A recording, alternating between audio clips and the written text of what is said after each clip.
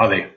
In this tutorial, I'm going to show you how to create a rule so that you can prevent one object from being created without a prior object being in existence. So for example, you cannot create a job card without a quote having been sent to the customer. In order to do this, we're going to go to Settings, Custom Required Properties, create a new rule. The rule name will be no quote, no job.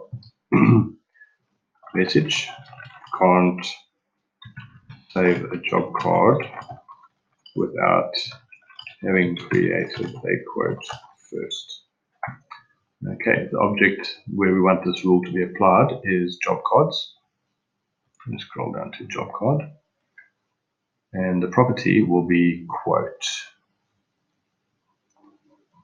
We don't need to put in any other properties because that's all we need for this rule.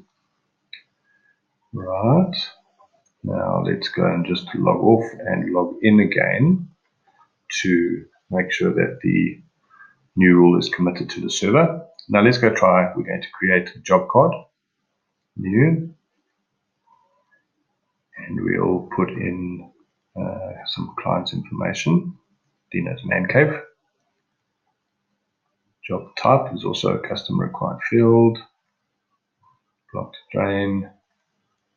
Now obviously there is no quote that this is linked to. So if I go to try and save this quote now, we should get an error message that will pop up. You can't save a job card without having created a quote first. This is great if you want to force people to ensure that paper trails are in existence in a workflow. Thank you for watching.